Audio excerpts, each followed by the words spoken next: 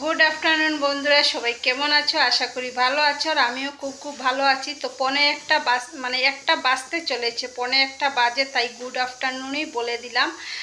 আর তোমরা বলবে যে এত সাজুগুজু করে আজকে কেন ক্যামেরার সামনে আসলাম। আসলে কি হয়েছে জানো, সকালে বাজারে গিয়েছিলাম, আস্তে আস্তে 12টা বেজে গিয়েছিল। তো তাই আর ড্রেস আর পাল্টালাম না, ভাবলাম স্নান তো করতে হবে, স্নান করে যাইনি আজকে। তো একটু কাজে গিয়েছিলাম, একটা ফ্যান ছিল আর কি, অনেক দিন থেকে নষ্ট ছিল, তো ওইটা ঠিক করে আনলাম। তারপর তো অনেক কাজ ছিল, তো বাজারও করলাম, মাছ আনলাম।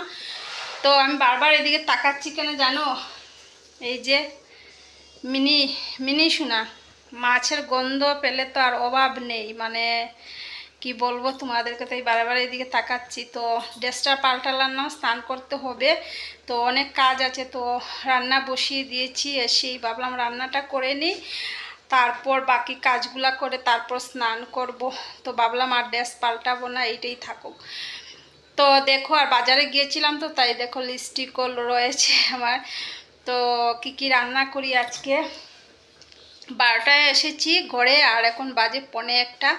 তো এইমাত্র ভিডিওটা অন করলাম, আর একদমই সময় দিতে পারছি না, একদমই না, ফেসবুকে একদমই সময় দিতে পারছি না, কারুর ভালো করে কোনো ভিডিও দেখতে পাচ্ছি না, না নিজে পোস্ট করতে পারছি না, লাইক কমেন্ট করতে পারছি, এতই খারাপ লাগছে কি বলবো আর কি। তো তোমরা আমার পাশে থাকো, একটু সাপোর্ট করো আমাকে, ওইটাই চাই। তোমাদের আশীর্বাদ ছাড়া কোনো কিছুই সম্ভব না, তোমাদের যদি আশীর্বাদ থাকে তাহলে আমি এগোতে পারবো। তো ঠিক আছে বন্ধুরা, কি রান্না করি তোমাদেরকে একটু দেখিয়ে দিই।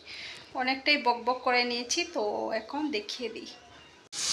এই দেখো মাছ বাজার করে নিচ্ছি, আর এই যে কড়াই বসিয়ে দিয়েছি, তরকারি রান্না করব। মূলা আলু একটু ফাঁপ দিয়ে রাখলাম, এই দেখো। আর এই যে মাছ, বেশি না, কয়েক পিস। আর এই দেখো মাছের ডিমটা আজকে গলে গেছে, এই দেখো বড়া বানাবো। তো আজকের মেনু এতটুকু। তো বন্ধুরা ফাইনালি রান্নাবান্নাটা করে নেই, তারপর তোমাদের সঙ্গে শেয়ার করিয়ে দিব, তোমাদেরকে দেখিয়ে দেবো তো কী রান্নাম, কী আর শর্টকাটই রানবো, একটু এক তরকারি আর মাছের ডিমটা বড়া বানাবো। তো ঠিক আছে, আবার আসছি। তো এই দেখো আমার রান্না আবার শেষ। এই যে মেথি ফোড়ন দিয়েছিলাম, এই দেখো মূলা আলু দিয়ে মাছের ঝোল, আর এই যে ডিমের বড়া।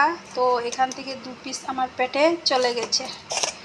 আর এই যে রয়েছে একটু মাছ রয়েছে, আর এই যে তো ডিমের বড়া 2 পিস আমার পেটে চলে গেছে। অনেক খিদে পেয়েছে, সকালে খেয়েছি, তাও ওই বাজার থেকে এসেই খেয়েছিলাম পরোটা, তাও খুব খিদে পেয়েছে। তো 2 পিস, আর আমার একটা অভ্যাস, ক্ষুধা নাও থাকলেও খিদে নাও থাকলেও আমার একটা অভ্যাস। তো 2 পিস খেয়ে নিয়েছি বড়া, ডিমের বড়া। তো এখন যদি শাশুড়ি মা থাকতো তাহলে কি হতো বলো তো তোমরা সবাই? কি হতো বলো তো, যদি এখন শাশুড়ি মা থাকতো আর আমি এবার রান্না করে করে খেয়ে নিতাম, তাহলে তো ঝগড়া শুরু হয়ে যেত। না বন্ধুরা, সবার শাশুড়ি মা সমান হয় না। আমার শ্বশুর শাশুড়ি অনেক ভালো ছিল, অনেক ভালো ছিল, কি বলবো আর কি, আমার গর্ব হয় যে আমি এইরকম শ্বশুর শাশুড়ি পেয়েছি। অনেক, কপালটা অনেকটাই ভালো। তো ঠিক আছে বন্ধুরা, অনেক গল্প করে নিলাম। তো এখনকার মতো না, ভিডিওটা এন্ড করব।